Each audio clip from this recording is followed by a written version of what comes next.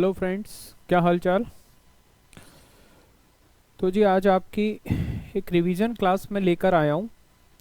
Setting up और company law के old syllabus वालों का टॉपिक है dormant company, removal, strike off company और वाइंडिंग अप। सेटिंग अप में ये 25 मार्क्स का पार्ट है, ये 3 चैप्टर का। तो मैंने कहा एग्ज़ाम से पहले एक बार फटाफट क्विक रिव्यू ले लेते हैं और ये 25 नंबर तो अपनी पॉकेट में डालें बड़े easily.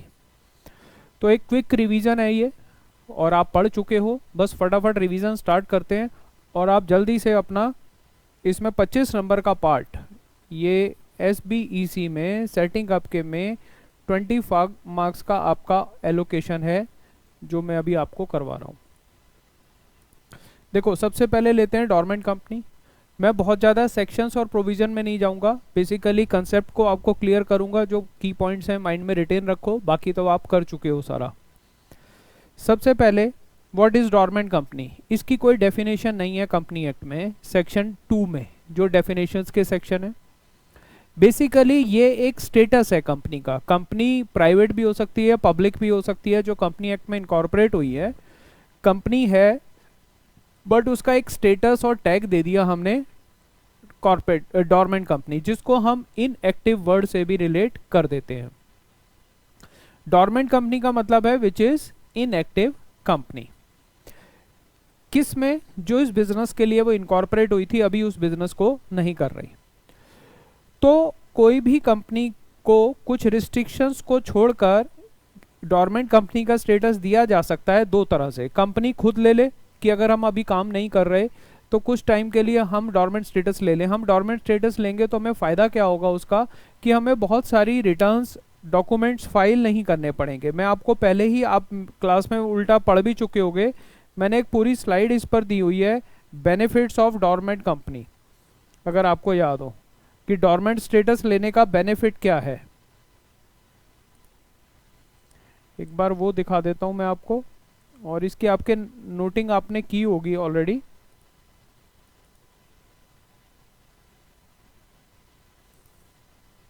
Advantage of dormant company. तो डोरमेंट कंपनी का एडवांटेज ये होगा कि आपको बोर्ड मीटिंग 2 करनी है 4 की जगह, कैश फ्लो स्टेटमेंट नहीं लगानी, रोटेशन ऑफ ऑडिटर अप्लाई नहीं होगा, स्टैच्यूटरी कंप्लायंस कम हो जाएंगी, इंटेलेक्चुअल प्रॉपर्टी राइट प्रमोटर के नाम हो सकता है बिना लाइसेंस लिए भी।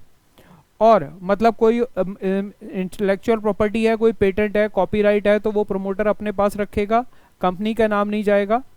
पीरियड 5 साल तक का टाइम है ये। तो ये एडवांटेजेस आप ऑलरेडी नोट्स में कर चुके होंगे।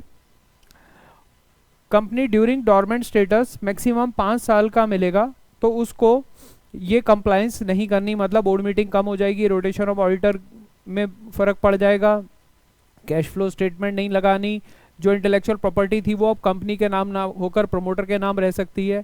तो ये वेरियस बेनिफिट दिए गए हैं। बट जैसे ही 5 साल पूरे होंगे या कंपनी बिजनेस स्टार्ट करेगी तो उसको एक्टिव कंपनी का स्टेटस लेना पड़ेगा, और अगर गलती से कंपनी ने एक्टिव स्टेटस नहीं लिया तो उसके ऊपर फाइन लगेगा।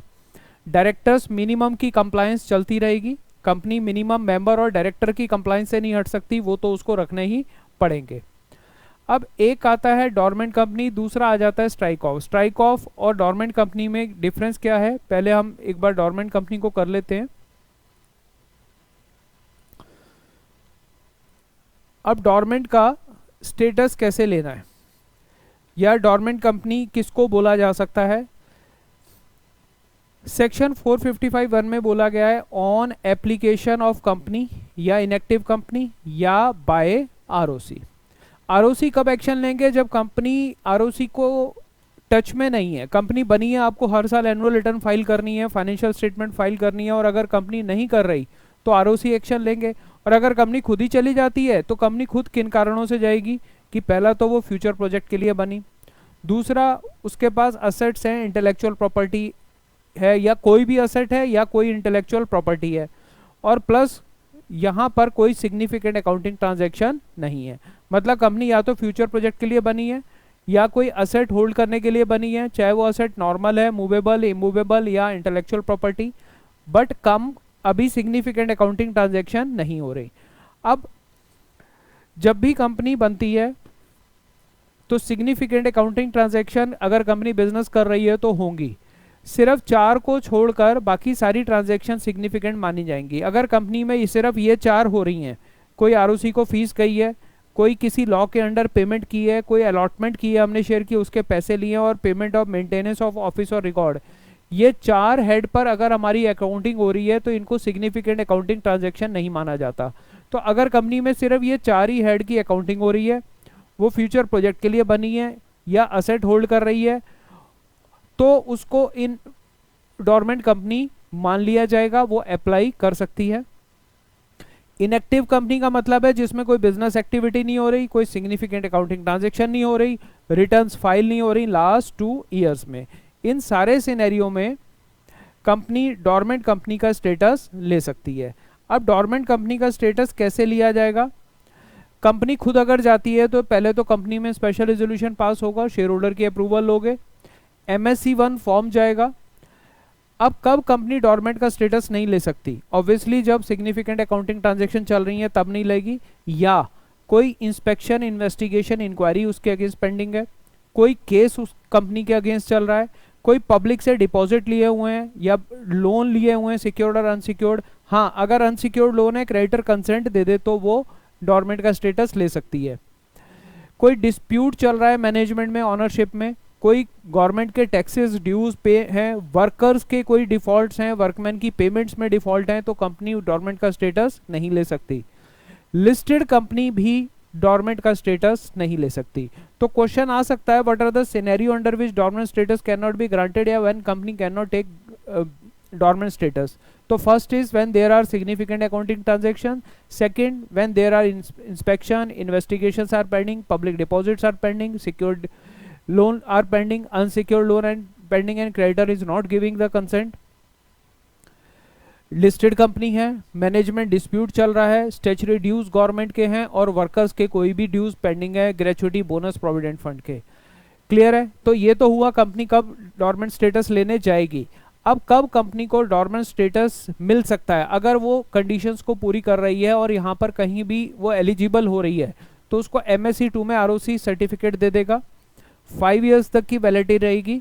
5 ईयर्स तक वो एक सिर्फ रिटर्न फाइल करेगी, वो भी 30 डेज के अंदर अंदर फाइनेंशियल ईयर क्लोज होने के, कि मैं डोरमेंट स्टेटस हूं, मैंने कोई काम नहीं किया, मैं एक्टिव कंपनी की कंप्लायंस में नहीं आ रही हूं। अब जब कंपनी एक्टिव होना चाहेगी, ये तो हुआ डोरमेंट का। अब कंपनी को मैक्सिमम टाइम तो 5 साल के लिए है, तो कंपनी एक्टिव कब होगी? या तो 5 साल पूरे होने लग गए, या कंपनी ने खुद बिजनेस स्टार्ट करना है, तो कंपनी MSC 4 में एप्लीकेशन देगी और उसको MSC 5 में एक्टिव कंपनी का स्टेटस मिल जाएगा। साथ में MSC 3 अटैच करेगी जो हर साल फाइल कर रही थी, डिक्लेरेशन दे रही थी कि मैं डोरमेंट स्टेटस में थी। अगर 5 साल के अंदर हमने ना अप्लाई किया और हमारा काम भी शुरू नहीं हुआ और हमने अप्लाई भी नहीं किया, तो ROC उसका नाम स्ट्राइक ऑफ कर देगा, रिमूव कर देगा रजिस्टर ऑफ मेंबर से, मान लेगा कि ये कंपनी एग्जिस्ट नहीं कर रही। अब अगर मान लो कंपनी कोई भी सिग्निफिकेंट अकाउंटिंग ट्रांजैक्शन कर देती है, MSC 1 में जो कंडीशंस थी कि भाई किन किन कारणों से हम इनएक्टिव कंपनी है, फ्यूचर प्रोजेक्ट के लिए बने हैं और हम सिर्फ प्रॉपर्टी होल्ड कर रहे हैं, बट इनमें से हमने कोई भी वॉलेशन कर लिया कि मतलब प्रोजेक्ट स्टार्ट हो गया और कंपनी भूल गई या कंपनी नहीं करती, तो director with in 7 days apply कर सकता है कंपनी के बिहाफ पर कि कंपनी को एक्टिव करो।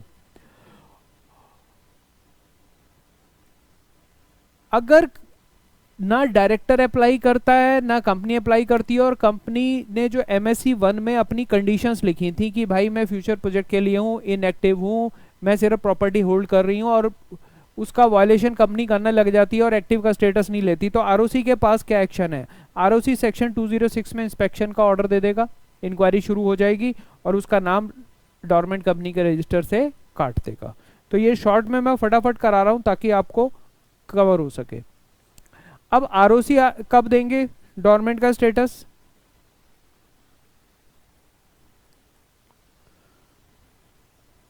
ये मैं लिखना भूल गया, मैं लिख देता हूँ।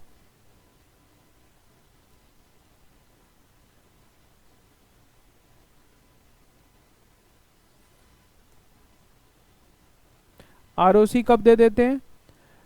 जब कंपनी नॉट फाइल्ड, कोई भी company annual return and financial statement for last 2 financial year, तो आरओसी डॉर्मेंट में डाल देगा अगर कंपनी नहीं मान रही तो। और 5 साल तक अगर कंपनी नहीं आई है उसको, तो आरओसी उठा के नाम का स्ट्राइक ऑफ भी कर देगा।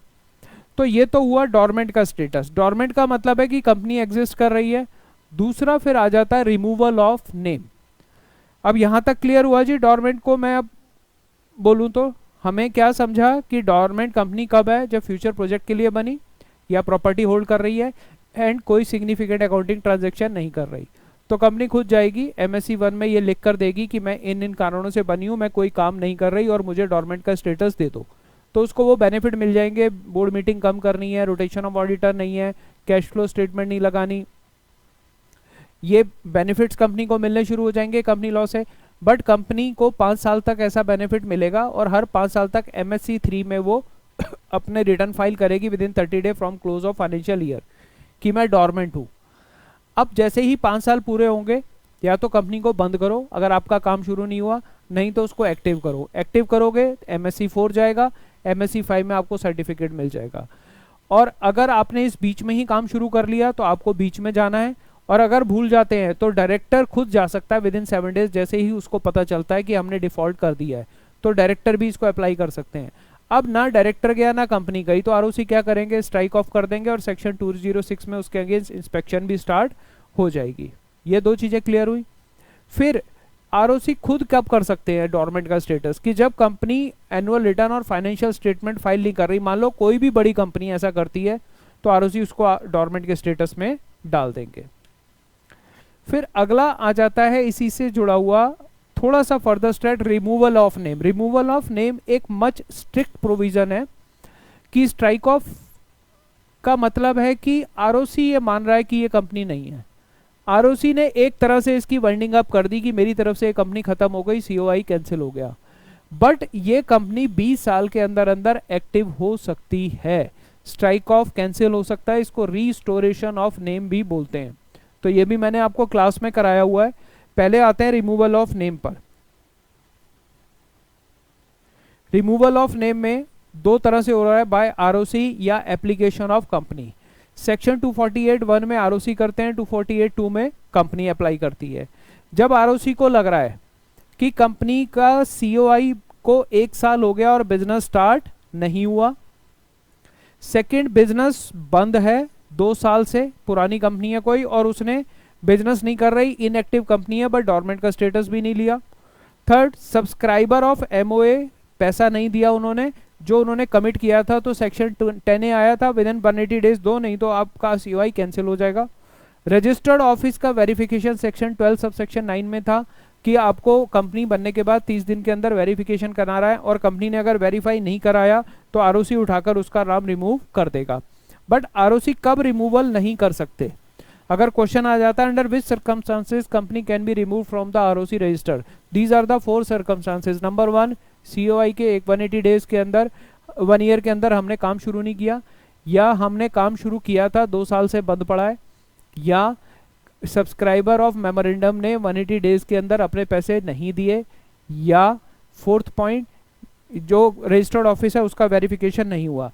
बट कब आरओसी कंपनी के रजिस्टर ऑफ मेंबर से उसको रिमूव नहीं कर सकते, नंबर 1 लिस्टेड कंपनी, क्योंकि वो पब्लिक से पैसा लेकर बैठी है, डीलिस्ट हो चुकी है तो सेबी का मैटर है वो क्या करना है। वैनिशिंग कंपनी होती है जिसका कुछ पता ही नहीं है, एड्रेस ही नहीं है, एड्रेस पे चिट्ठी डालो कोई रिसीव ही नहीं करता और कोई रिटर्न फाइल नहीं कर रही, पेंडिंग है, कोई इंस्पेक्शन इंक्वायरी पेंडिंग है, प्रोसिक्यूशन पेंडिंग है, ये आपकी सब में बुक में लिखा हुआ है, मैंने शॉर्ट की दे दी है सिर्फ। कोई सेक्शन 234, 206, 207 में इंस्पेक्शन, इन्वेस्टिगेशन, मिसमैनेजमेंट, ऑपरेशन में कोई नोटिस गया हुआ है, कंपाउंडिंग ऑफ ऑफेंस के लिए कोई एप्लीकेशन पेंडिंग है, डिपॉजिट पेंडिंग है, चार्जेस पेंडिंग है और सेक्शन 8 कंपनी है अगर, तो इन केसेस में रिमूवल ऑफ नेम नहीं होगा। सेक्शन 8 कंपनी में आप जानते हो गवर्नमेंट लाइसेंस कैंसिल करेगी, सारी चैरिटीज वापस लेगी, तभी हो सकता है। अब कब ROC on application of company करेगा, जब कंपनी खुद अपना नाम कह रही है मेरे को वाइंडिंग अप में नहीं जाना, मेरे को डायरेक्ट नाम मेरा काट दो, तो कब होगा? जब उसके ऊपर कोई लाइबिलिटीज नहीं है। एसआर पास हो गया नॉर्मल वोटिंग से, या 75% मैनेजर की शेयर कैपिटल के हिसाब से कंसेंट आ गई डायरेक्ट, या जितने मेंबर प्रेजेंट थे उसका 3/4। एप्लीकेशन एसटीके फॉर्म 2 में जाएगी। जब आप एसटीके 2 दोगे उससे पहले आपको एओसी 4 जो आपकी फाइनेंशियल स्टेटमेंट हर साल एक्सबीआरएल फॉर्म में फाइल करते हो, और एमजीटी 7 एनुअल रिटर्न साथ में अटैच करोगे आप। अगर पेंडिंग थी तो पहले वो क्लियर करोगे। मतलब कंपनी खुद कह रही है जी मुझे बंद कर दो, तो भाई कैसे आपको बंद कर दो? मुझे बंद समझा जाए, कब समझा जाए? पहले लायबिलिटी पे करो। दूसरा, अपने शेयर होल्डर की कंसेंट लो। अब यहाँ पर दो तरह से बोला गया, एसआर या 75% ऑफ कंसेंट। एसआर का मतलब है जनरल मीटिंग बुलाई, जितने आए उसके ना करने वालों से 3 गुना हाँ कर दें, या हमने 75% की डायरेक्ट कंसेंट ले ली, या 75% शेयर होल्डर है, नंबर ऑफ शेयर ही किसी पर्सन के पास 75% है, तो वो एक अकेला भी एसआर को पास करवा सकता है। फिर कंपनी एप्लीकेशन देगी, बट उससे पहले उसकी सारी pending financial statement annual return जली जानी चाहिए, क्योंकि उससे पता चल जाएगा कि कंपनी ने कोई डिफॉल्ट नहीं कर रखे, कोई लोन नहीं ले रखे। उसके बाद अगर कंपनी कहीं बैंकिंग सेक्टर से है तो आरबीआई की अप्रूवल लेगी, लिस्टेड कंपनी है तो सेबी की अप्रूवल लेगी, इंश्योरेंस कंपनी है तो आईआरडीए की अप्रूवल लेगी, उनका एनओसी लेगी साथ में। तो एसटीके 2 के साथ अटैच होगा ये। साथ में ST2K के साथ क्या क्या अटैच होगा? एनओसी, सारी क्रेडिटर्स वगैरह सबको हमने पे कर दिया। इंडेमनिटी बॉन्ड डायरेक्टर की, अगर कल को कोई लायबिलिटी निकल आई तो हम जिम्मेवार हैं। तो स्ट्राइक ऑफ होने के बाद भी डायरेक्टर जिम्मेवार हैं, याद करना। मान लो कोई गलती से क्रेडिटर रह गया, वो बाद में आ जाता है तो वो डिमांड कर सकता है और क्रेडिटर की जिम्मेवारी बनेगी, पैसे पे करने पड़ेंगे। हर डायरेक्टर और वो नोटरी से अटेस्ट होना चाहिए इंडेमनिटी बॉन्ड। फिर अगर किसी गवर्नमेंट कंपनी है या सब्सिडरी ऑफ गवर्नमेंट कंपनी है तो गवर्नमेंट की अप्रूवल उसकी डिपार्टमेंट की सेक्शन STK 3A में आएगी। एफिडेविट STK 4 में जाएगा हर डायरेक्टर का कि हम जो ये डिक्लेयर कर रहे हैं या सब कुछ ठीक है। इंडेमनिटी बॉन्ड है कि डायरेक्टर जिम्मेवारी ले रहा है, कल को कोई लाइबिलिटी निकल आई मैं पे करूंगा, सारे डायरेक्टर। एफिडेविट है कि जो हम ये एप्लीकेशन दे रहे हैं ये ट्रू एंड ऑनेस्ट व्यू में है, हमने सारी लाइबिलिटी पे कर दी है। कोई लिटिगेशन पेंडिंग है तो उसकी स्टेटमेंट जाएगी। कब कंपनी को अलाउ नहीं किया जाएगा नेम रिमूवल के लिए? अगर कंपनी ने लास्ट 3 मंथ्स में अपनी असेट्स बेची थी तो बेच के पैसा कहाँ गया, हिसाब दो सारा। कोई एक्टिविटीज थी जो गवर्नमेंट ने कहा है कि आपको ये काम करना है तो वो आप अपनी मर्जी से बंद नहीं कर सकते। कंपनी ने नाम चेंज किया है, रजिस्टर्ड ऑफिस शिफ्ट किया है, या एनसीएलटी को कंप्रोमाइज और अरेंजमेंट के लिए एप्लीकेशन दे रखी है, या वाइंडिंग अप पेंडिंग है, तो इस केसेस में कंपनी रिमूवल ऑफ नेम के लिए नहीं जाएगी, फिर उसी प्रोसीजर से जाएगी। इफेक्ट ऑफ, अगर कंपनी इस सेक्शन के अंडर डिसॉल्व हुई तो डीम्ड कैंसल्ड माना जाएगा COI, बट लाइबिलिटी कैंसल्ड नहीं मानी जाएंगी। ये क्लियर हुआ? बार बार कह रहा हूं, रिमूवल ऑफ नेम के बाद भी लाइबिलिटी एक्टिव रहेंगी। अगर कोई हमने क्रेडिटर को पैसे नहीं दिए थे, रॉन्ग इन्फॉर्मेशन दे दी, कोई फ्रॉड किया और नेम रिमूव करा लिया, तो 447 एप्लीकेबल हो जाएगा, जो लोग जिम्मेवार थे। अब अगर आरओसी ने उठा के नाम काट दिया है और हम सेटिस्फाइड नहीं है, या आरओसी को खुद ही लग रहा है, दो कारण होंगे। एक तो आरओसी ने गलती से नाम काट दिया, कंपनी को नोटिस नहीं गया, क्योंकि अभी मैं नोटिस का आपको पूरा प्रोसीजर पढ़वाऊंगा कि आरओसी नोटिस देगा न्यूज़पेपर में, कंपनी को मौका देगा, कंपनी आएगी, और अगर आरओसी ने नोटिस नहीं दिया और बिना नोटिस दिए कंपनी का नाम काट दिया तो 3 साल के अंदर अंदर दोबारा कोई भी पर्सन एग्रीव्ड या आरओसी खुद भी कंपनी के नाम रीस्टोरेशन के लिए एनसीएलटी को अप्लाई कर सकता है। और अगर कंपनी कोई मेंबर, क्रेडिटर, वर्कमैन उसको लग रहा है कि हमारा नाम गलत काट गया या हमें पता ही नहीं चला और हमारा नाम हो गया, तो 20 ईयर्स तक इस नाम को दोबारा रीस्टोर करवाया जा सकता है। दोनों में फर्क क्या है?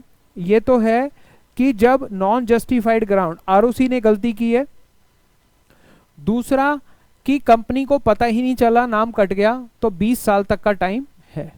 तो ये 2 पीरियड हैं, ध्यान रखना इनके।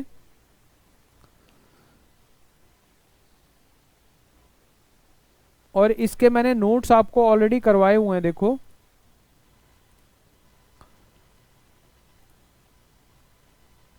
स्ट्राइक ऑफ में तो मैं ज़्यादा डिटेल नहीं करवा रहा आपको कि टाइम कम है। तो मेरा पर्पस ये था कि अगर किसी की कोई डाउट क्वेरी है तो मेरे से व्हाट्सएप पे ले लेना बेशक आज ही। अगर इसे ये मैंने डिटेल आपको लिखवाई हुई है, आपने नोट किए हुए हैं।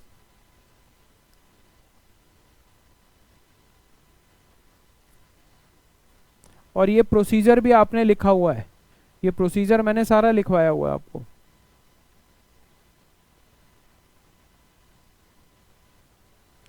आरओसी क्या करेंगे ये भी यहाँ लिखा हुआ है कि STK2 में पहले उसको पब्लिक नोटिस देंगे कि अगर किसी का कोई ऑब्जेक्शन है, मान लो कंपनी नहीं गई, आरओसी खुद कर रहा है, तो कंपनी को तो पता चलेगा ही नहीं कि कंपनी का नाम स्ट्राइक ऑफ हो रहा है। तो आरओसी पब्लिक नोटिस देंगे न्यूज़पेपर में कि भैया मैं इस कंपनी का नाम काटने जा रहा हूँ, कंपनी का एड्रेस भी नहीं है कोई। आरओसी क्यों काटेगा नाम, कि कंपनी ट्रेसेबल ही नहीं है। कंपनी वालों को लेटर भेजते हैं, कोई जवाब ही नहीं आता, जो कंपनी ने एड्रेस दे रखा था वहां पर कोई है ही नहीं। तो आरओसी क्या करेगा, एक नोटिस निकाल देगा, भैया मैं इस कंपनी का नाम काट रहा हूँ, अगर कोई भी किसी को ऑब्जेक्शन है तो मेरे पास आ जाओ। तो एक इंग्लिश लैंग्वेज और एक वर्नाकुलर लैंग्वेज में होगा ऑफ रजिस्टर्ड ऑफिस, और टाइम दिया जाएगा। और अगर कंपनी कोई जवाब नहीं देती या कंपनी लिस्टेड थी, बैंकिंग सेक्टर की थी, तो इन डिपार्टमेंट्स को भी बताएगा। 30 डेज का टाइम आरओसी देंगे कि भैया किसी को ऑब्जेक्शन है तो आके ऑब्जेक्शन करो। और अगर कोई भी नहीं आया तो आरओसी डिसोल्यूशन सर्टिफिकेट इशू कर देगा और STK7 में नोटिस इशू कर देगा कि ये कंपनी डिसॉल्व्ड है। तो ये आप कर चुके हो, तो मैं एक्सपेक्ट कर रहा हूँ कि फटाफट एक बार रीकैप आपका हो जाए, इसीलिए मैंने क्लास दी है क्योंकि टाइम अब पेपर के लिए कम बचा है आपका। उसके बाद LLP का मेरे को प्रोसीजर कराने की जरूरत नहीं है, ऑलमोस्ट सेम है। पार्टनर्स आ जाएंगे, ये आपने किया हुआ है तो यहाँ आप कर लोगे खुद ही, ऑलमोस्ट सेम है। गवर्नमेंट कंपनी का हो गया, एडवांटेज मैंने करवा दिए। अब अगला आते हैं जो ज़्यादा हमें थोड़ा सा टाइम लेगा, वाइंडिंग अप।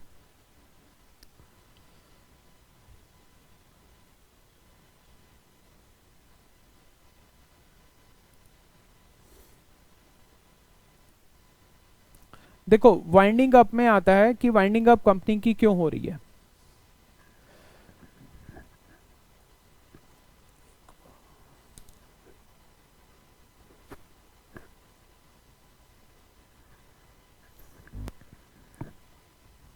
अच्छा एक मिनट, मैं आपको ना 248 का एक रीकैप दे देता हूं मैं, बहुत जल्दी भी नहीं करनी। देखो क्या है, हमने रिमूवल में मोटा मोटा ब्रॉड माइंड में क्या पढ़ा, बाय आरओसी हो रहा है और बाय कंपनी हो रहा है। आरओसी तो तब करेगा जब बिजनेस नहीं हो रहा या कंपनी ट्रेसेबल नहीं है, कंपनी का पता ही नहीं। दो ही मेन कारण आ रहे हैं, या एमओए या एओए के सब्सक्राइबर्स ने पैसे नहीं दिए। और कब आरओसी नहीं कर सकता, अगर लिस्टेड कंपनी है, डीलिस्टेड है, इन्वेस्टिगेशन चल रही है, डिपॉजिट पेंडिंग है, चार्ज पेंडिंग है, तो आरओसी नहीं कर सकते। इतना पार्ट समझ आया। अब अगर आरओसी खुद करते हैं तो उनको नोटिस देना पड़ेगा न्यूज़पेपर में, क्योंकि ऑब्वियसली कंपनी ट्रेसेबल नहीं है। न्यूज़पेपर में नोटिस देंगे, 30 डेज का टाइम देंगे, और गवर्नमेंट डिपार्टमेंट से जहाँ जहाँ कंपनी अटैच थी वहाँ भी नोटिस जाएगा, जी मैं इनका नाम काटने जा रहा हूँ। और अगर जवाब नहीं आया तो आरओसी इसको, ऑब्जेक्शन आया तो आरओसी इसको सुनेगा, नहीं हुआ तो स्ट्राइक ऑफ कर देगा।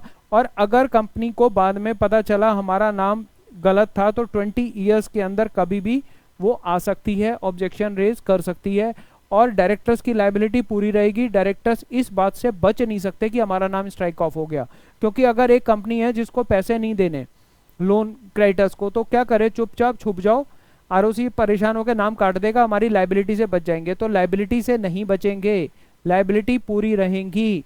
और अगर आरओसी ने गलती से काट दिया है तो 20 साल तक का टाइम है, और अगर आरओसी को खुद ही पता चल गया तो 3 साल के अंदर खुद ही चेंज कर लेगा, या कोई भी पर्सन को लगा कि आरओसी ने गलती की है तो 3 साल तक, और कंपनी खुद 20 साल तक कभी भी आकर एक्टिव करवा सकती है कंपनी को। लायबिलिटी पूरी रहेंगी 20 साल तक, ये याद रखना। कंपनी खुद कह रही है मेरा नाम काट दो, तो पहले तो भैया लायबिलिटी का क्या हुआ, उसने कहा पेड, तो चल STK 2 फाइल कर, साथ में डॉक्यूमेंट लगा, डायरेक्टर्स पूरा एफिडेविट देंगे, इंडेमनिटी बॉन्ड देंगे कि हम सब कुछ ठीक है और कल को कुछ गड़बड़ हुई तो हम जिम्मेवार हैं। जो जो तुम्हारी कंपनी के ऊपर गवर्नमेंट डिपार्टमेंट्स की अथॉरिटी है उनके नो ऑब्जेक्शन सर्टिफिकेट लेकर आओ, अपने केस दिखाओ क्या क्या पेंडिंग चल रहे थे, लोन पे हो गए उसका प्रूफ दिखाओ। जब ये सब कुछ हो जाएगा तब ROC नाम काट देगा। अब अगर कंपनी ने गड़बड़ कुछ की थी, धोखा से नाम कटवाया है कि कल को लोगों के पैसे ना देने पड़े, तो 447 अप्लाई हो जाएगा। क्लियर हुआ? और अगर लग रहा है कि ROC बात नहीं सुन रहा या ROC ने गलत नाम काट दिया तो अपील NCLT में हो सकती है, 20 ईयर्स तक का टाइम है। क्लियर हुई ये बात?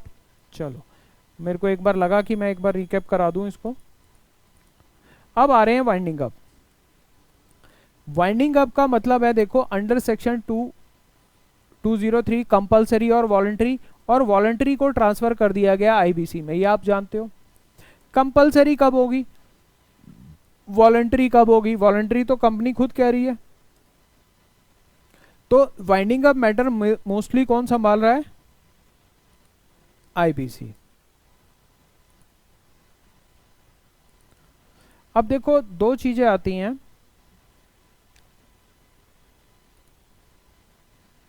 वाइंडिंग ऑफ और डिसोल्यूशन, दोनों वर्ड में क्या फर्क है? इस पे डिफरेंस पे क्वेश्चन भी आ सकता है।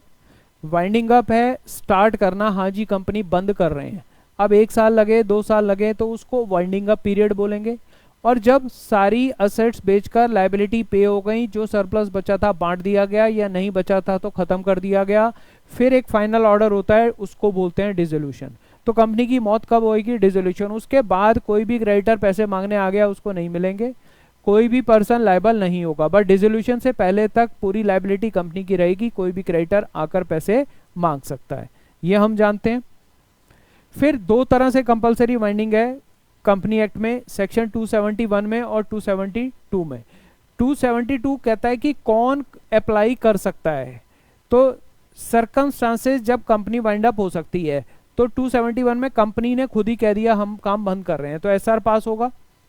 और कंपनी अगेंस्ट इंडिया कुछ काम कर रही है,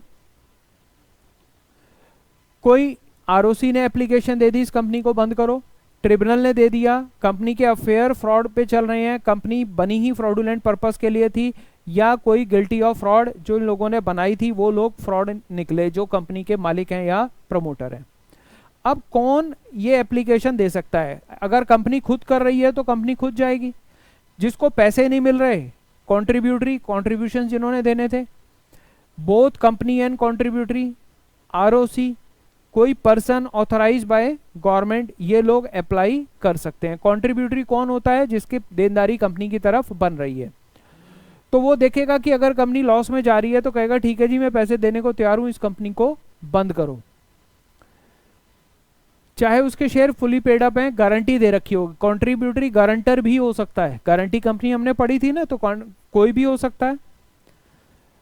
अब हमने यहाँ पर देखा था कि कंपनी की चाहे एसेट है या नहीं है तो भी कंपनी की एप्लीकेशन दी जा सकती है, और पिछले 6 महीने जिस पर्सन ने 6 महीने से ज़्यादा और लास्ट 18 महीने तक शेयर होल्ड कर रखे थे, मतलब कंपनी की वाइंडिंग अप से पिछले 18 महीने तक किसी ने भी अगर 6 महीने से ज़्यादा के लिए वो शेयर होल्डर था तो वो भी लायबल होगा। रीज़न ये होता है कि जब लगेगा कि भैया कॉन्ट्रीब्यूटरी है, कंपनी वाइंडिंग अप में जा रही है, पैसे देने पड़ेंगे, तो वो शेयर बेच के भाग लेगा।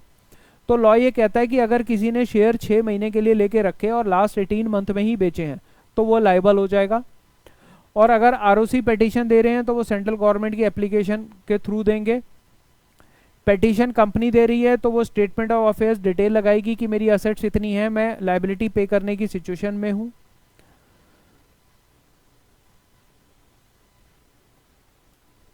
अच्छा, ये ग्राउंड ये रह गया था, ROC डिफॉल्ट हो रहा है 5 साल तक, एनुअल रिटर्न नहीं जारी या कोई भी रीजन है तो भी ट्रिब्यूनल भी ऑर्डर दे सकता है। तो ये आप खुद पढ़ चुके हो। मेरे को आज कराना है मेन IBC, जिसके लिए मैं आया हूँ ये क्लास लेके।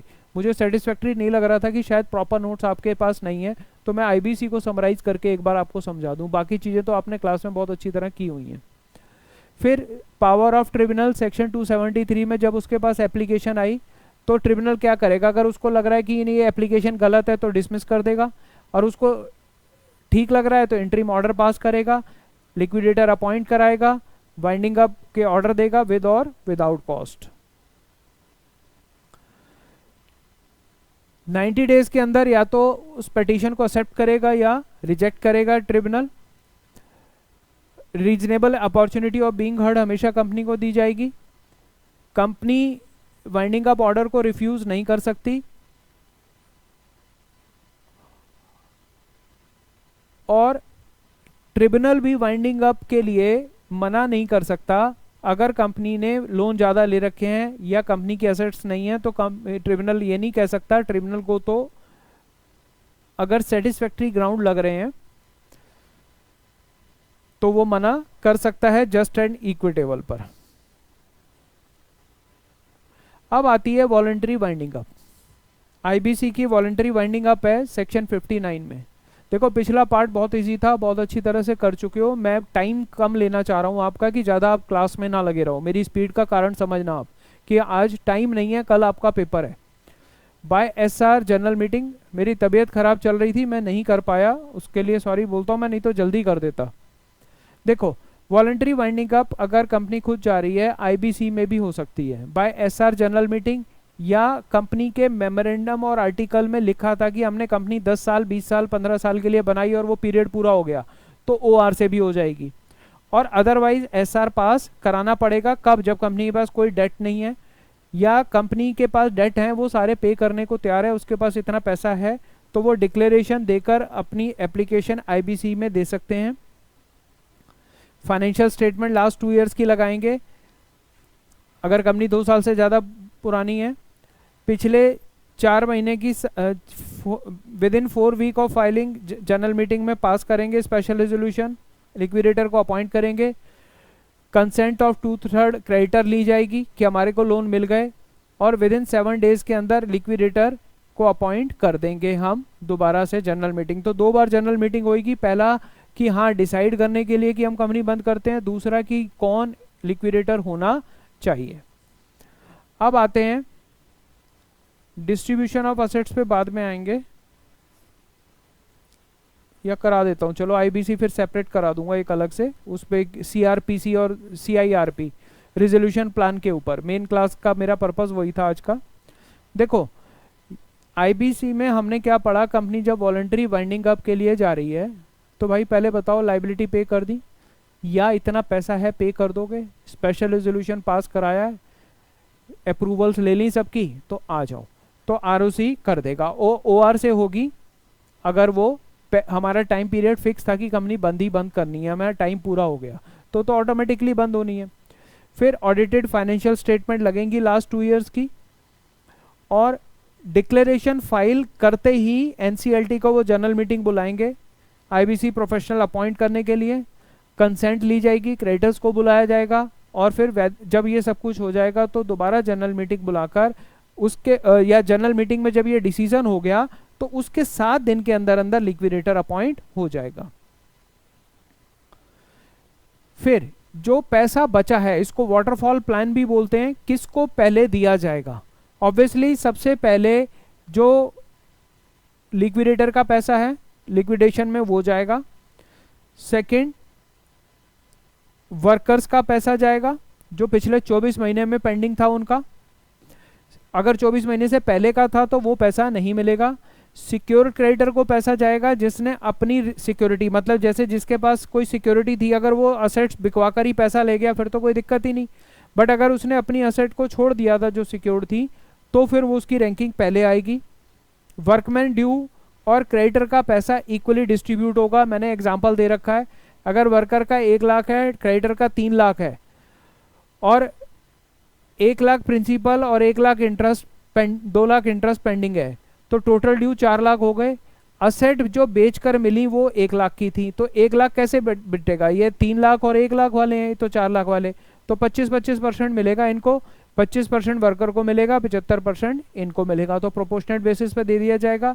उसके बाद wages due unpaid of employee, employee को अलग से डिफाइन किया गया है।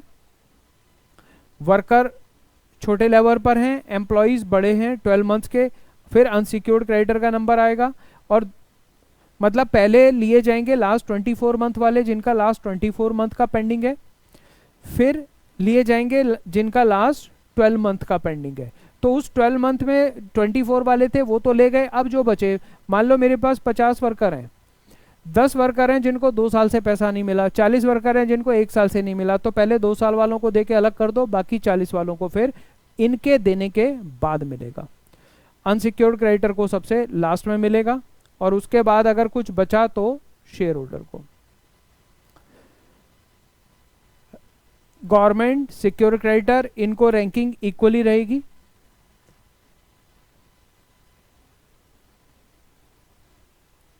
अब वो सिक्योर क्रेडिटर आ गया जिसकी सिक्योरिटी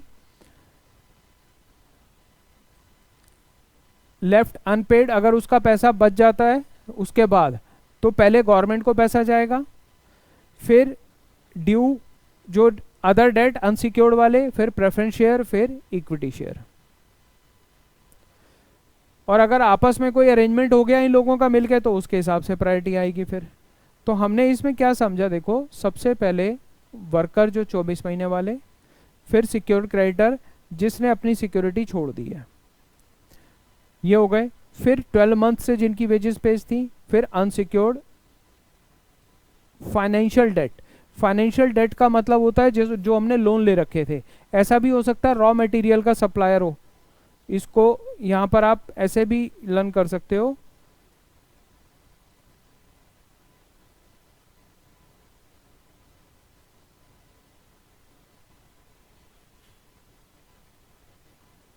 फाइनेंशियल डेट होता है लोन्स इन रुपी। फिर फॉलोइंग रैंक इक्वली, गवर्नमेंट को भी पैसा मिलेगा, सिक्योर्ड क्रेडिटर लेफ्ट अनपेड जो ऊपर बच गए थे, एनी अदर डेट रिमेन और due remain, preference share, equity share. और ये सिक्योर्ड वाले कौन से हैं, for enforcement of security interest, जिन्होंने इंटरेस्ट अपना रखा हुआ था।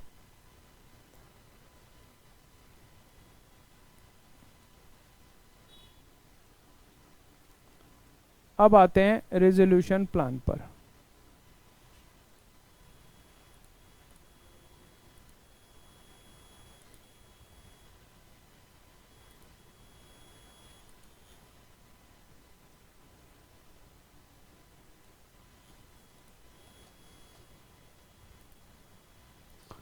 देखो जो आपका अब पार्ट आ रहा है,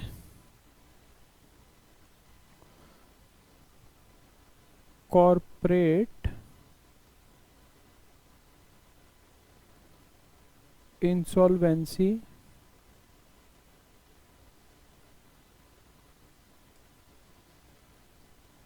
प्रोसेस, CIRP जिसको आप बोलते हो। ये बेसिकली क्या है, देखो कॉर्पोरेट इंसॉल्वेंसी, कॉर्पोरेट मतलब कंपनी या LLP या गवर्नमेंट के ऑथराइज, जो आपने कॉर्पोरेट डेटर वर्ड सुना था, इसको हम क्या बोलेंगे, कंपनी विच टुक लोन और क्रेडिट पेंडिंग।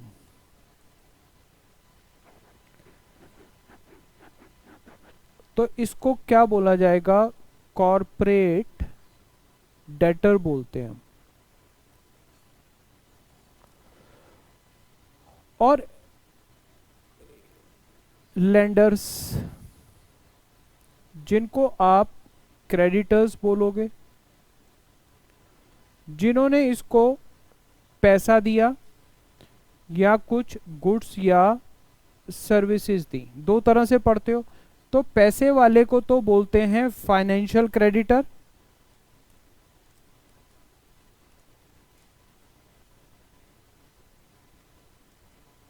और इसको बोलते हैं ऑपरेशनल क्रेडिटर, ये भी आप जानते हो।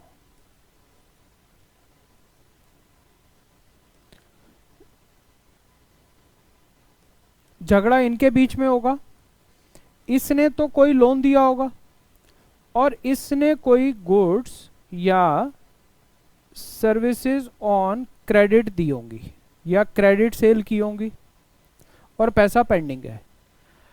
अब अगर कंपनी डिफॉल्ट करती है तो ये फाइनेंशियल क्रेडिटर, मैं थोड़ा फास्ट लिखूंगा, फाइनेंशियल क्रेडिटर और ऑपरेशनल क्रेडिटर क्या करेंगे? बोलेंगे भाई पैसे दे दो, पैसे दे दो। अब अगर पैसे नहीं मिले तो बेचारे क्या करें? कंपनियां क्या फायदा उठाती थी कि सेपरेट एंटिटी हैं, केस कर लो, डायरेक्टर्स के ऊपर तो होना नहीं है, पैसे निकाल निकाल के खा गए, किसी की परवाह ही नहीं है। तो गवर्नमेंट ने आईबीसी लेकर आई, इंसॉल्वेंसी एंड बैंक्रप्सी कोड 2016 में, कि अगर कोई भी कंपनी या एलएलपी कॉर्पोरेट डेटर डिफॉल्ट कर रहा है इन पेमेंट्स, किसकी?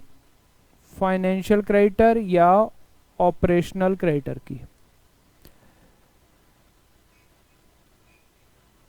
तो इस केस में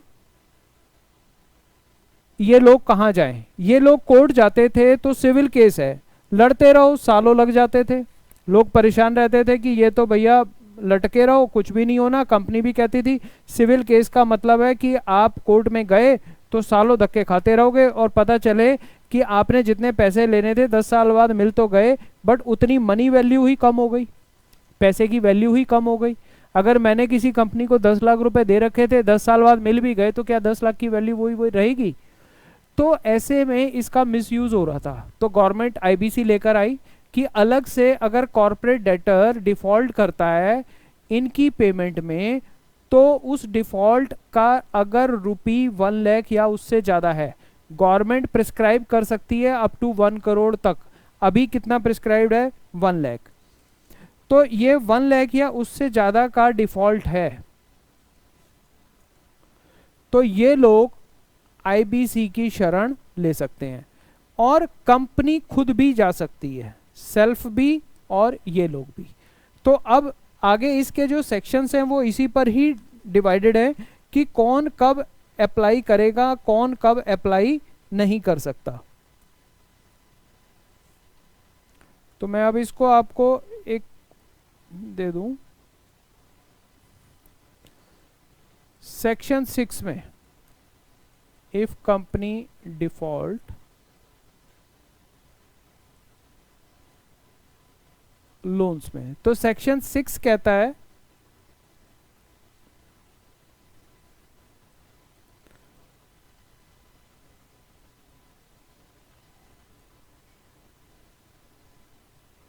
who can apply to IBC tribunal. IBC tribunal बनी हुई है, कौन जा सकता है? तो इफ डिफॉल्ट, अगर डिफॉल्ट है उससे पहले तो कोई जाएगा ही नहीं, डिफॉल्ट और कितना? ₹1 लाख का। तो कॉर्पोरेट डेटर मींस कंपनी खुद या एलएलपी खुद, और फाइनेंशियल क्रेडिटर या ऑपरेशनल क्रेडिटर, मैं शॉर्ट में लिख रहा हूं, वर्ड समझ जाओगे आप, ये लोग जा सकते हैं। इसमें एक अब पीछे अमेंडमेंट आई थी, वो थी नो वन कैन अप्लाई। हम किस लिए अप्लाई कर रहे हैं? फॉर इंसॉल्वेंसी, की इंसॉल्वेंसी डिक्लेयर की जाए, इसकी एसेट्स बिकवाओ और हमारे को पैसे दिलवाओ। तो no one can apply if default, ये वैसे ज़्यादा लॉजिकल नहीं है एग्जाम के लिए, बट फिर भी मैं बता देता हूं। डिफॉल्ट वाज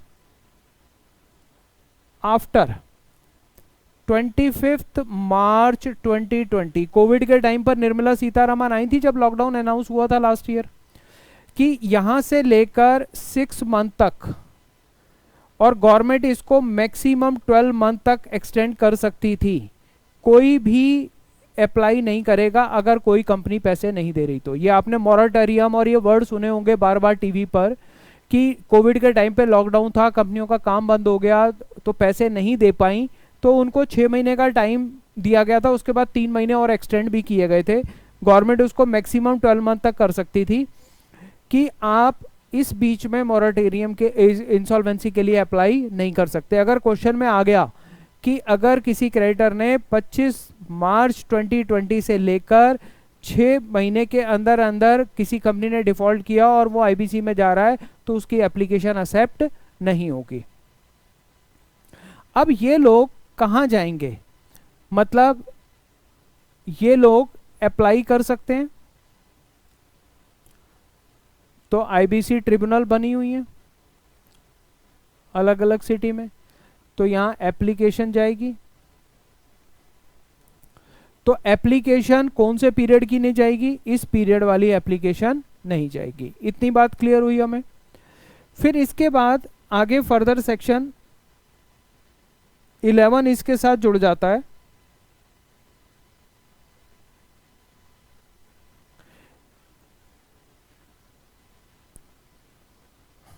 मैं यहीं लिख देता हूं, when no application can be made under IBC। ये इंपॉर्टेंट पार्ट है। नंबर 1 तो आया if default after 25/3/20 to 6 month और एक्सटेंडेड पीरियड गवर्नमेंट है, ये आप लिखोगे। दूसरा, ये तो हुआ नंबर 1। Second, company already under CIRP pending है ऑलरेडी उसके अगेंस्ट, मतलब पहले से ही कंपनी चल रही है, कोई और क्रेडिटर चला गया तो भी नहीं हो सकता। नंबर 3, CIRP कंप्लीट हुई है अभी इन लास्ट 12 मंथ्स और दोबारा कंपनी फिर डिफॉल्ट कर गई तो 12 महीने का टाइम मिल रहा है।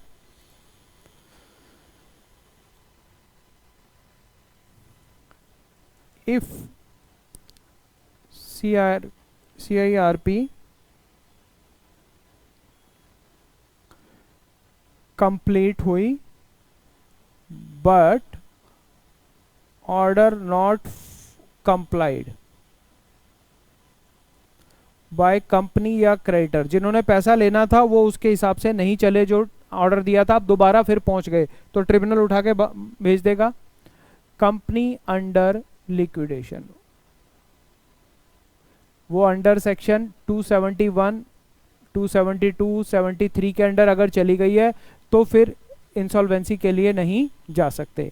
तो ये 5 चीजें समझना। पहली बात तो कि कौन अप्लाई कर सकता है और कब आईबीसी में नहीं जा सकते, कि वो कोविड वाला पीरियड जो था गवर्नमेंट ने एग्जेम्प्ट किया था। सेकंड, ऑलरेडी प्रोसीडिंग चल रही हैं पहले से, किसी और ने फाइल कर रखी हैं, कोई और क्रेडिटर चला गया, कोई बैंक चला गया। सेकंड, पूरी हुई थी, किसी कंपनी की इंसॉल्वेंसी हुई है और अभी 12 महीने पूरे नहीं हुए, दोबारा डिफॉल्ट हो गया या दोबारा कोई आ गया। तीसरा, CIRP डिसाइड हुआ था बट उसकी टर्म्स को फॉलो नहीं किया गया, तो यहां पर ये अप्लाई नहीं हो सकता। फिर आ रहा है हाउ टू मेक एप्लीकेशन। तो एप्लीकेशन 2 लोग करेंगे, 3 लोग करेंगे in fact, by financial creditor, by operational creditor, by company या कॉर्पोरेट डेटर बोला गया है, जिसने पैसे देने हैं, जिसने लोन ले रखे हैं। तो ये सेक्शन 7 है। अंडर सेक्शन 7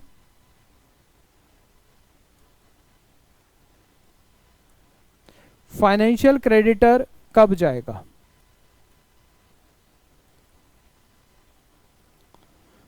वो एप्लीकेशन देगा आफ्टर डिफॉल्ट, और कंपनी जवाब नहीं दे रही और डिफॉल्ट है 1 लाख रुपए से या उससे ज़्यादा का,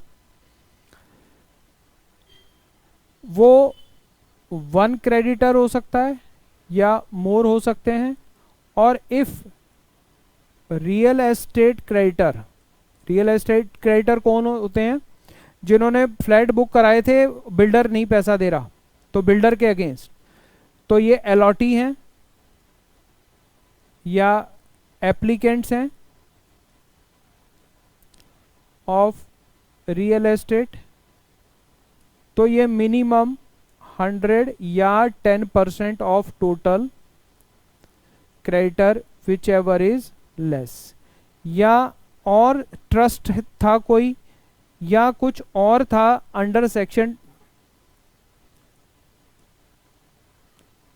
या कोई अदर्स थे under section 21(6)(a) and 6(b), इसके अंडर कोई था, तो ये आपको याद करना है, याद रखना है। यहाँ पर याद तो अब किया हुआ है आपने। अब वो एप्लीकेशन देंगे, एक अकेला होगा या एक से ज़्यादा क्रेडिटर हो सकते हैं।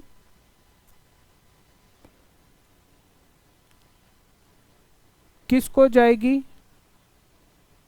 एडजुडिकेटिंग अथॉरिटी, उसको एप्लीकेशन जाएगी प्लस फी जाएगी, जो भी फीस थी,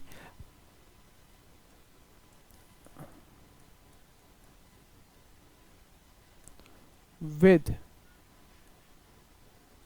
application plus fee plus document. Documents क्या होंगे? प्रूफ ऑफ फाइनेंशियल डीलिंग, कि जो हमने पैसा लिया, दिया, कितना आया कितना नहीं आया, उसका लोन एग्रीमेंट, सब कुछ जाएगा, डिटेल्स जाएंगी। ये प्लस हुआ, plus name of resolution professional, RP जिसको बोलते हैं। वो हम लोग हो सकते हैं जो 10 साल से या 10 साल से ज़्यादा के प्रैक्टिसिंग सीए, सीएस, सीएमआई या एडवोकेट हैं, और अगर उन्होंने सर्टिफिकेट ले रखा है तो वो एज अ प्रोफेशनल काम कर सकते हैं इस मैटर को हैंडल करने के लिए। वो कंपनी की तरफ से, क्रेडिटर की तरफ से एक तरह का बिचौलिया हो गया, और वो सारा मामले को हैंडल करेगा, कंपनी को टेक ओवर भी करेगा, डायरेक्टर भी अपॉइंट उनको किया जा सकता है। तो उनके नाम जाएंगे दो तरह से, इंटरिम रिजोल्यूशन प्रोफेशनल या रिजोल्यूशन प्रोफेशनल जो फाइनल है। फिर एडजुडिकेटिंग अथॉरिटी, मैं इसको अब ए लिखूंगा, इशू करेगी notice to defaulter,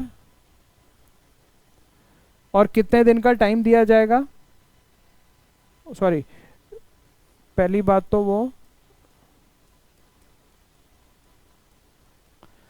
adjudicating authority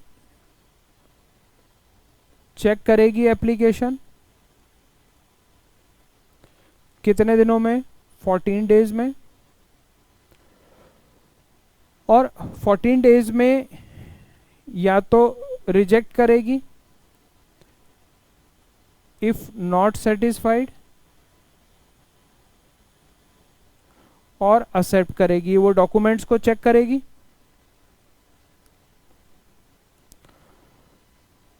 if accepted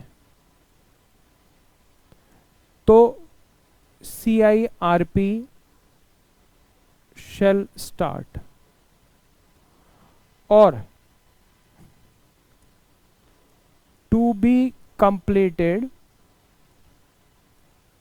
within 180 days from date of admission of application, जब उसको लगा, can extend up to 90 days on application of resolution professional after consent of 75% creditors, उनकी consent के बाद वो यहाँ पर अप्रूवल दे सकता है। ये 75 चेंज हुआ है शायद, रुको एक, रुको रुको रुको रुको,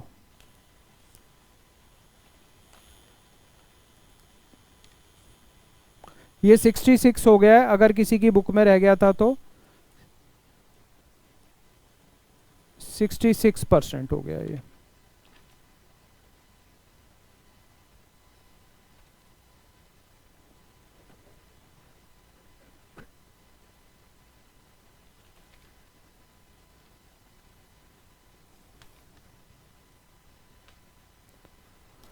और यहाँ पर सिर्फ अप टू 90 डेज मिलेगी, ओनली 1 एक्सटेंशन मिलेगा, और if delay from adjudicating authority, maximum time, जो बच्चे क्वेरी करते हैं कंफ्यूज हो जाते हैं, इज 330 डेज इंक्लूडिंग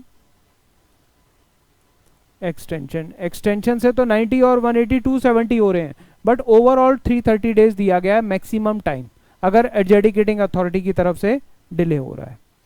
ये क्लियर हुआ। और ऑपरेशनल क्रेडिटर का अंडर सेक्शन 8 दिया हुआ है।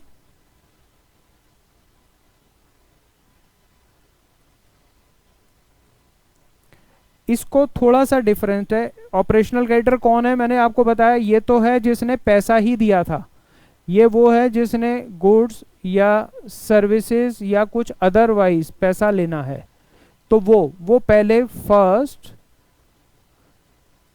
गिव नोटिस टू कंपनी या डेटर, उसको टाइम देना पड़ेगा 10 डेज का।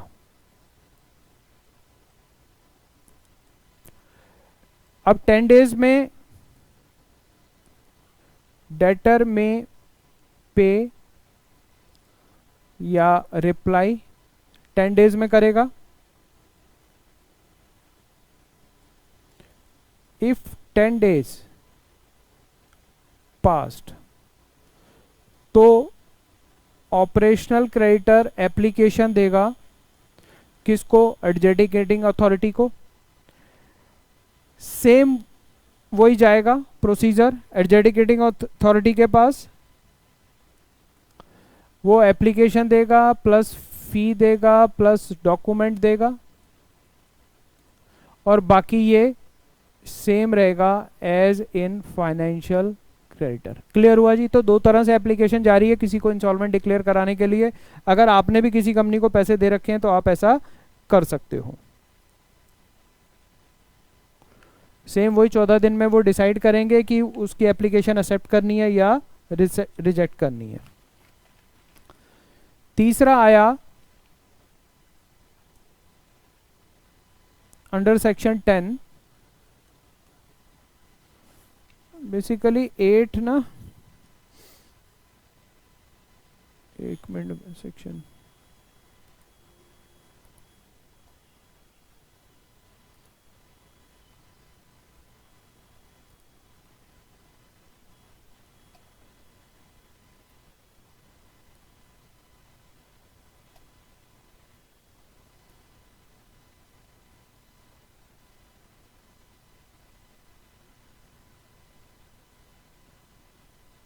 एट और 9 दोनों इसी के ही हैं। 8 में नोटिस है और 9 में एप्लीकेशन है। अब आई कंपनी की बारी है कि कंपनी खुद जा रही है। तो भैया अगर कंपनी खुद जा रही है तो पहले क्यों जा रही है जब उसके हाथ खड़े हो गए, पैसे देने की सिचुएशन में नहीं है वो। तो सबसे पहले डिफॉल्ट हुआ, तो पास करो, एसआर पास होगा, और अगर एलएलपी है तो उनकी कंसेंट आएगी। आप एप्लीकेशन दोगे प्लस अकाउंट्स दोगे, अपना हिसाब किताब, books of accounts, plus proposed interim resolution professional या रेजोल्यूशन प्रोफेशनल, के बारे में बोलोगे जी हमें जिसको भी अपॉइंट करना है आप इनको दो, और सेम वही प्रोसीजर। ये एप्लीकेशन किसको जाएगी? एडजुडिकेटिंग अथॉरिटी को, और एडजुडिकेटिंग अथॉरिटी वही 14 डेज में डिसाइड करेगी या रिजेक्ट करेगी। बाकी रेस्ट सेम। सेम में क्या आएगा कि रेजोल्यूशन प्रोफेशनल को बनाया जाएगा, कमेटी ऑफ क्रेडिटर्स बनाई जाएगी, वो सारा मामले को निपटाएंगे बैठ के।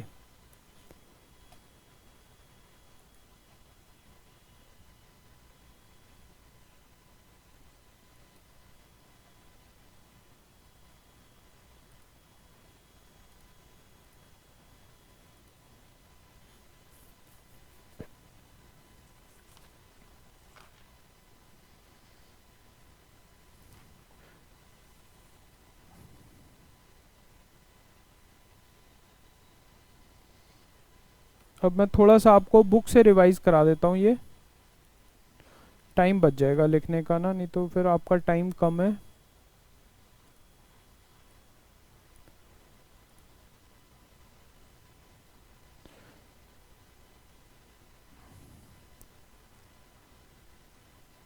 सेक्शन 9 करा दिया मैंने, 10 करा दिया। ये सस्पेंशन वाला मैंने अमेंडमेंट, आपके पास नोट्स होंगे, मैंने डाली हुई हैं वीडियोस भी, ये सब आपने कर लिया होगा, ये अमेंडमेंट में करा चुका हूँ। टाइम लिमिट मैंने बना दिया, ये 66 हो गया, पहले 75 था। 180 डेज का टाइम है, एक्सटेंशन 90 डेज की है, टोटल 30 डेज है। Withdrawal of application, 90% voting share of committee of creditor. Committee of creditor बनती है जो मिलकर आपस में काम करें। मॉरेटोरियम पे क्वेश्चन बहुत आता है, व्हाट इज मॉरेटोरियम? अब आपने लॉकडाउन के पीरियड में मॉरेटोरियम पीरियड सुना होगा। बार बार गवर्नमेंट कहती थी बैंकों से कि जिन लोगों ने लोन ले रखे हैं अगर वो किस्त नहीं दे पा रहे तो वो टाइम एक्सटेंड करो, उनको डिफॉल्टर ना माना जाए। तो वो मॉरेटोरियम पीरियड है कि उसमें फिर कोई भी क्रेडिटर केस नहीं कर सकता। जैसे फॉर एग्जाम्पल आपने कोई लोन लिया हुआ था, तो जब आपने लोन लिया हुआ था तो उस पीरियड में अगर कोई किस्त दे रहा है तो बहुत अच्छी बात है, जब लॉकडाउन हुआ था। और अगर नहीं दे रहा तो गवर्नमेंट ने एक पीरियड अनाउंस कर दिया, this is called moratorium period, कि कोई क्रेडिटर अपने डेटर को परेशान नहीं करेगा, केस नहीं करेगा, उसको डिफॉल्टर नहीं मानेगा, उसकी रैंकिंग नहीं गिराएगा। तो मॉरेटोरियम का मतलब है ऑन कमेंसमेंट ऑफ CIRP, जब ये शुरू हो जाएगा तो उस पीरियड में प्रोहिबिट किया जाएगा कि अब उसके ऊपर कोई केस नहीं चलेगा उस डेटर के against.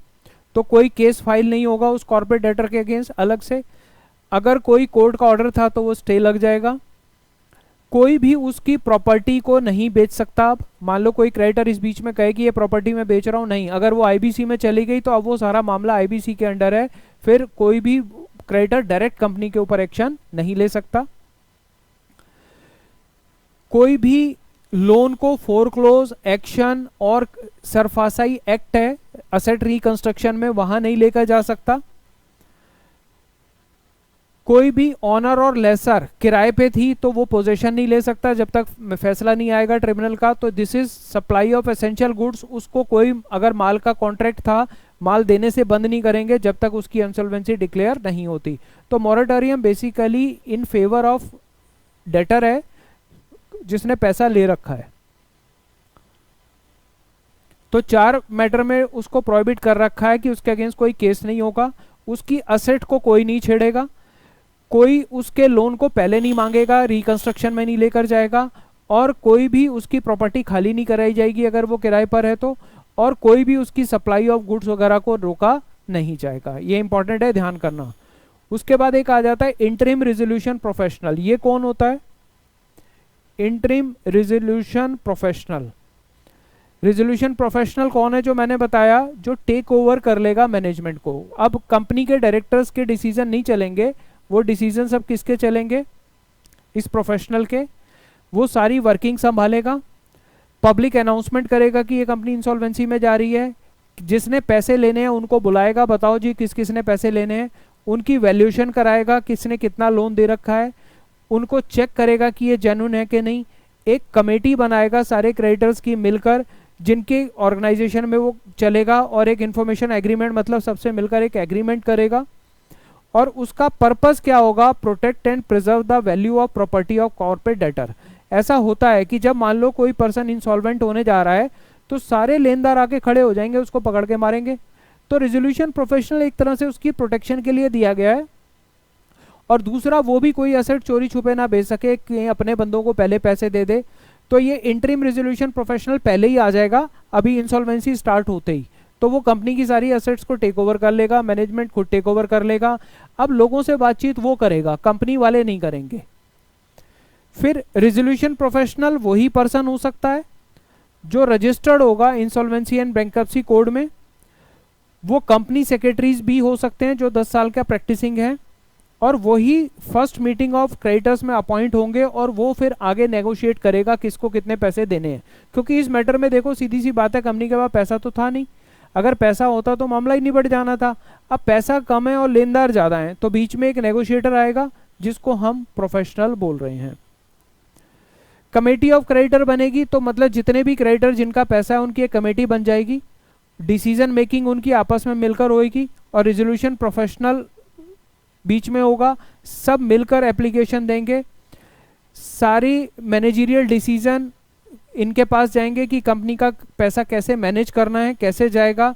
COC first appoint resolution professional, मतलब सीओसी खुद ही अपॉइंट कर देगा, और वो फर्स्ट मीटिंग पर अपॉइंट होगा। सारे मतलब एक तरह से क्रेडिटर कंपनी के बीच में एक रेजोल्यूशन प्रोफेशनल आ गया।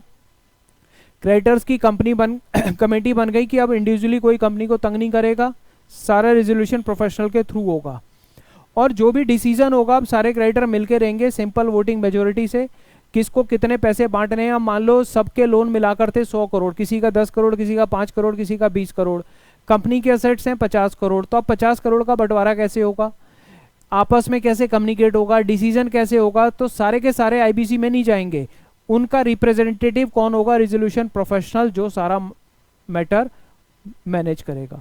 तो इंटरिम रेजोल्यूशन प्रोफेशनल तो चला गया कंपनी की तरफ, और आरपी आ गया क्रेडिटर कमेटी की तरफ। फिर रेजोल्यूशन प्लान बनेगा। रेजोल्यूशन प्लान का मतलब है कि कैसे कंपनी को रिवाइव किया जाए। सब अपने पैसे को थोड़ा थोड़ा ले लो, इंटरेस्ट छोड़ दो, कंप्रोमाइज करो, डिबेंचर्स को शेयर्स में कन्वर्ट कर दो, और किसी भी तरीके से उसको ठीक किया जाए। और अगर वो कंपनी ठीक हो जाती है तो वो उसको कोई और खरीदने आ जाता है, तो वो पैसे देगा फिर क्रेडिटर को, जैसे यस बैंक में हुआ, बाकी बैंक आ गए रेस्क्यू करने के लिए। तो इस तरह से कोई भी उसको बचाने के लिए आएगा, उसको हम रेजोल्यूशन प्लान बोल रहे हैं। वो पे ऑफ करेगा इन पार्ट या पुल, जो नया पर्सन आएगा टेक ओवर करता है, जो प्रपोजल लेगा और दोबारा से काम शुरू करेगा।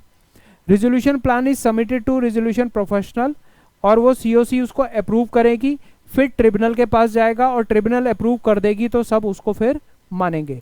तो बेसिकली ये एक तरह से उस कंपनी को रिवाइव करने का प्रोसेस है। तो इसमें किसी और पर्सन को इनवाइट भी किया जा सकता है जो उसको रिवाइव करने के लिए पैसा लगाए, सिक कंपनी को खरीद ले, लॉस मेकिंग कंपनी को बचाने के लिए आ जाए।